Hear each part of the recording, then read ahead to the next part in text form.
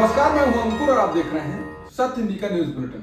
एक नजर अब तक की सुर्खियों पर। अमेरिका के नए राष्ट्रपति ट्रंप प्रशासन के सरकारी दक्षता विभाग ने 16 फरवरी को घोषणा की थी कि उसने कई परियोजनाओं के साथ साथ भारत में मतदाता मतदान के लिए $21 मिलियन के यूएस एड के वित्त पोषण को भी रद्द कर दिया है, जिसके बाद भारत में बवाल मच गया।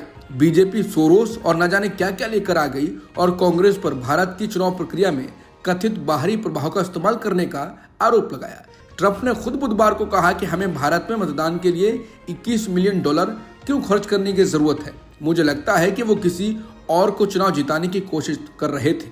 वहीं इंडियन एक्सप्रेस द्वारा प्राप्त रिकॉर्ड से पता चलता है कि $21 मिलियन की राशि 2022 में भारत के लिए नहीं बल्कि बांग्लादेश के लिए स्वीकृत की गई थी।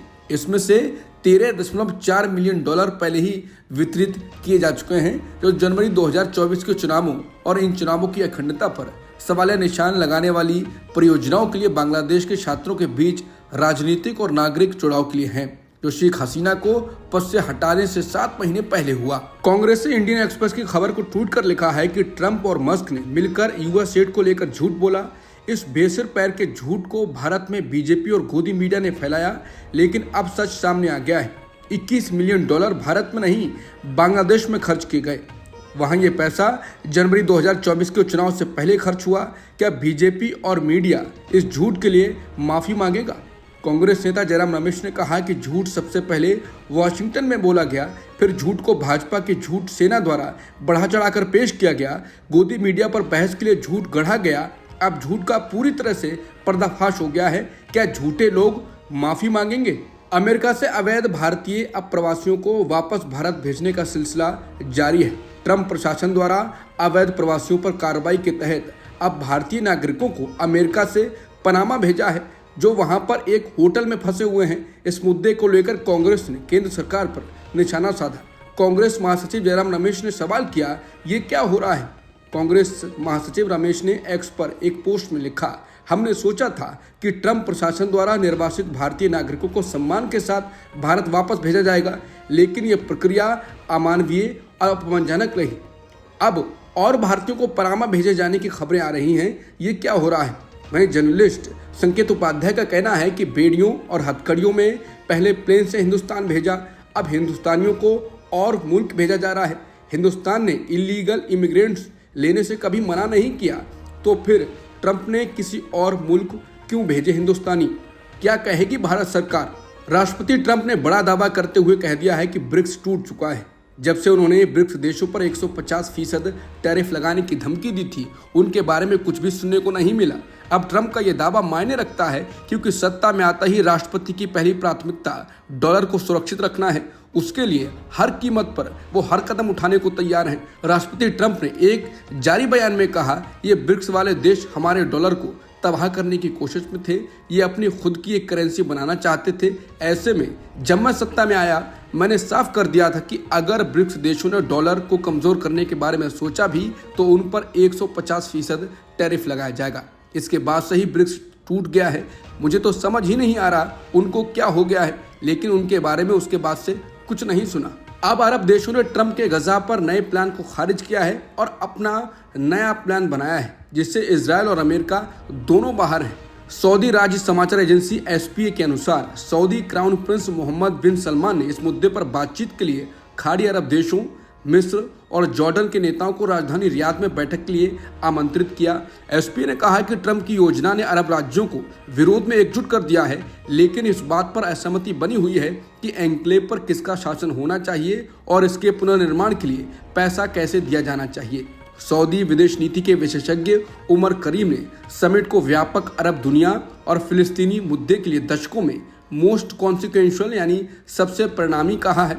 बता दें, ट्रंप ने उस समय वैश्विक आक्रोश पैदा कर दिया जब उन्होंने प्रस्ताव दिया कि अमेरिका गजा पट्टी पर कब्जा कर लेगा और उसके 2.4 मिलियन लोगों को पड़ोसी मिस्र और जॉर्डन में रीलोकेट कर दिया जाएगा। अब कहा जा रहा है कि अरब देश गजा को दोबारा बनाने के लिए $20 अरब देने की योजना बना रहे हैं। अमीराती अकादमिक अब्दुल खालेक अब्दुल्ला ने कहा कि फंड के लिए अरब और खाड़ी राज्यों से $20 बिलियन का योगदान दिया जा सकता है।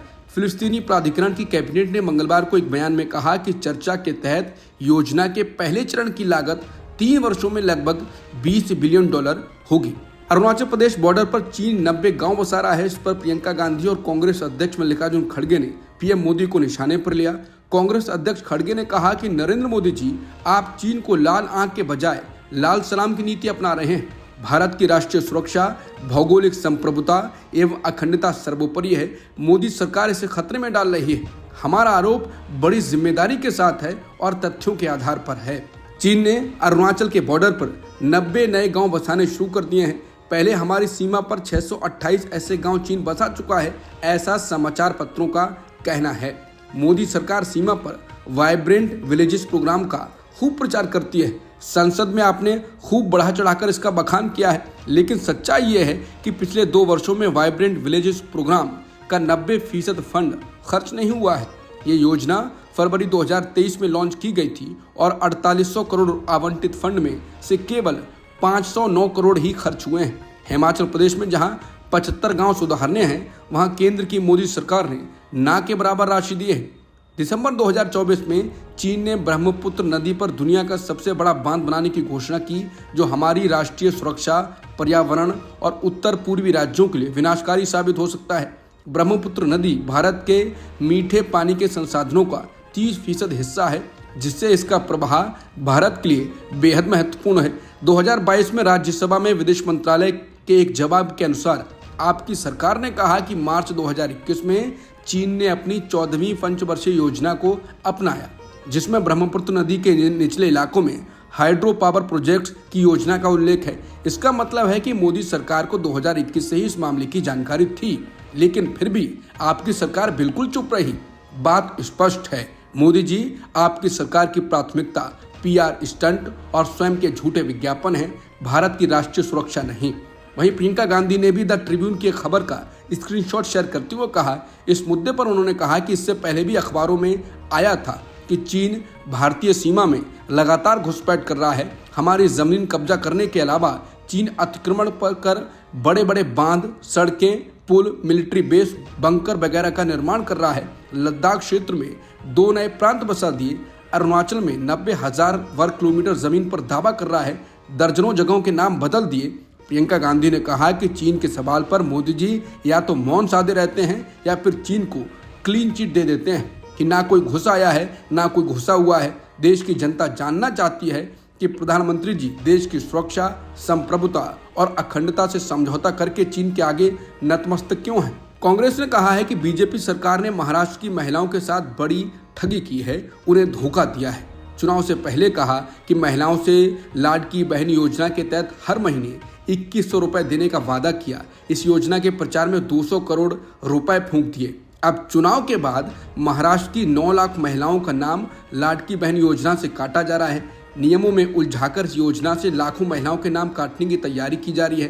साफ है कि झूठ बोलना, चुनावी जुमले देना और खोखले वादे कर भोली भाली जनता को ठग लेना बीजेपी की पुरानी आदत रही है। महाराष्ट्र की जनता इस ठगी के लिए बीजेपी सरकार को कभी माफ नहीं करेगी। राहुल गांधी के मायावती पर बयान के बाद और ये बताने के बाद कि उनको इंडिया गठबंधन ने ऑफर दिया था, अब मायावती लगातार राहुल गांधी और कांग्रेस को निशाने पर ले रही हैं। अब मायावती ने कहा है कि कांग्रेस ने दिल्ली विधानसभा आम चुनाव में इस बार बीजेपी की बी टीम बनकर चुनाव लड़ा। ये आम चर्चा है, जिसके कारण यहाँ बीजेपी सत्ता में आ गई है, वरना इस चुनाव में कांग्रेस का इतना बुरा हाल नहीं होता कि ये पार्टी अपने ज्यादातर उम्मीदवारों की जमानत भी न बचा पाए।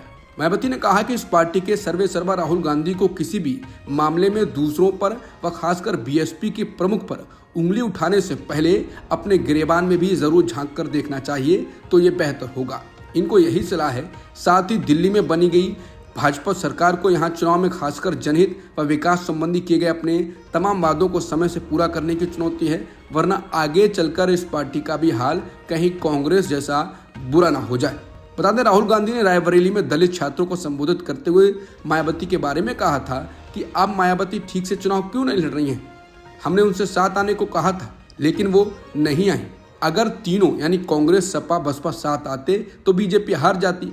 बता दें, मायावती लगातार कांग्रेस पर हमले कर रही हैं। विश्लेषकों का कहना है कि मायावती को डर है कि कहीं दलित वोट कांग्रेस के पास ना चला जाए, क्योंकि राहुल गांधी लगातार संविधान बाबा साहेब अम्बेडकर की बात करते हैं और दलितों के लिए आवाज भी उठाते हैं। लालू यादव के करीबी और मनेर से आरजेडी विधायक भाई वीरेंद्र ने सीएम नीतीश कुमार को लेकर फिर बड़ा बयान दिया है। पत्रकारों ने उनसे नीतीश के दिल्ली सीएम के शपथ ग्रहण में नहीं जाने को लेकर सवाल किया था। पत्रकारों ने भाई वीरेंद्र से पूछा कि नीतीश कुमार आज दिल्ली नहीं गए हैं। इस पर उन्होंने कहा कि नीतीश कुमार जी तो हमारे साथ आने वाले हैं, तो कहां से दिल्ली जाएंगे। भाई वीरेंद्र के इस बयान से सियासी गलियारे में एक बार फिर तूफान उठ गया। हालांकि आरजेडी के विधायक भाई वीरेंद्र पहले भी इस तरह का बयान दे चुके हैं। दिल्ली में बीजेपी के मुख्यमंत्री की शपथ ग्रहण में बीजेपी ने एनडीए के सभी सहयोगियों को बुलाया था। बिहार सीएम नीतीश कुमार और केंद्रीय मंत्रियों चिराग पासवान और जीतन राम मांझी का नहीं पहुंचना राजनीतिक कयासबाजी की वजह बन गया है। बिहार में इसी साल के आखिर में चुनाव होने हैं। विपक्षी राजद ने इसी बात के आधार पर दावा कर दिया कि एनडीए एकजुट नहीं है। आखिर नीतीश कुमार, चिराग पासवान और मांझी गुरुवार को दिल्ली क्यों नहीं आए। राजद के राष्ट्रीय प्रवक्ता नवल किशोर ने इस सियासी घटनाक्रम पर कहा कि क्षेत्रीय दल बीजेपी से डरे हुए हैं कि नीतीश कुमार का हाल महाराष्ट्र के एकनाथ शिंदे जैसा न हो जाए। बीजेपी छोटी पार्टियों को निपटा देगी। बता दें, नीतीश कुमार दिल्ली तो नहीं आए, लेकिन वो अपनी बिहार में प्रगति यात्रा पर निकले हुए हैं। वहीं चिराग पासवान फिलहाल दुबई बताए जा रहे हैं और हिंदुस्तानी अवाम मोर्चा के संरक्षक और पूर्व मुख्यमंत्री जीतन राम मांझी भी शपथ ग्रहण समारोह से नदारद रहे। उनका कोई प्रतिनिधि भी समारोह में शामिल नहीं हुआ। रिपोर्ट्स के अनुसार मांझी सीट बंटवारे को लेकर बीजेपी पर दबाव बना रहे हैं। बिहार कांग्रेस के प्रदेश अध्यक्ष अखिलेश प्रसाद ने कहा है कि अगर महागठबंधन में सीट का बंटवारा ठीक से हो तो नतीजे चौंकाने वाले आएंगे। उन्होंने आरजेडी और महागठबंधन के सहयोगियों को सीट बंटवारे को लेकर नसीहत दी है। उन्होंने कहा कि अगर सीटों का सही तरीके से बंटवारा हुआ तो कांग्रेस अभी की 19 सीटों से बढ़कर 40 से 50 सीटों पर जीत दर्ज करेगी। पटना के सदाकत आश्रम में गुरुवार को नए प्रभारी के स्वागत समारोह में अखिलेश सिंह ने कहा, हम सहयोगियों से अपील करते हैं कि सीटों का बंटवारा सही ढंग से किया जाए। हम सभी के साथ मिलकर चुनाव लड़ेंगे और इस बार जीत हमारी होगी। उन्होंने ये भी कहा कि हम सब मिलकर बिहार को इस सरकार से मुक्त कराएंगे। हाथरस भगदड़ मामले में भोले बाबा को क्लीन चिट दे दी गई है। जो जांच की गई है उसमें पुलिस पर ही लापरवाही के आरोप लगाए हैं। इस हादसे में 121 लोगों की दर्दनाक मौत हुई थी। एक भगदड़ ने कई परिवारों को हमेशा के लिए उजाड़ दिया था।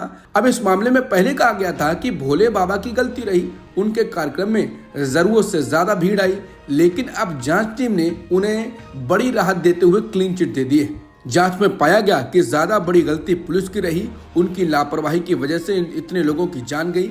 बता दें, ये बात शुरू से कही जा रही थी कि भोले बाबा पर क्या सरकार का हाथ है। अमेरिका के राष्ट्रपति ट्रंप ने भारतीय मूल के काश पटेल को फेडरल ब्यूरो ऑफ इन्वेस्टिगेशन यानी FBI का निदेशक नियुक्त किया है।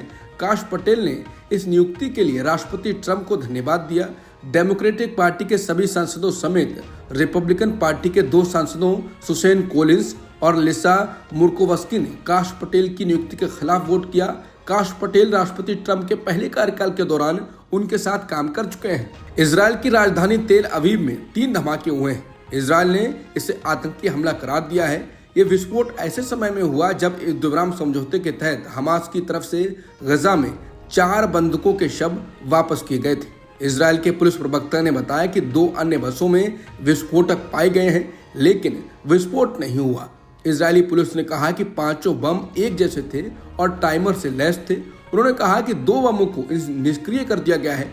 तेल अवीव में घटना के बाद रेल और बस सेवा को बंद कर दिया गया है। आईसीसी चैंपियंस ट्रॉफी में शुक्रवार को अफगानिस्तान और दक्षिण अफ्रीका के बीच कराची में मुकाबला होगा। यह टूर्नामेंट का तीसरा और ग्रुप बी का पहला मैच होगा, जिसमें दोनों टीमें जीत के साथ शुरुआत करने की कोशिश में होंगी। मैच में मौसम अहम किरदार निभा सकता है। कराची में हल्की बारिश की चेतावनी जारी की गई है। अब तक की खबरों में इतना ही। बाकी खबरों के लिए बने रहिए सत्यहिंदी.com के साथ।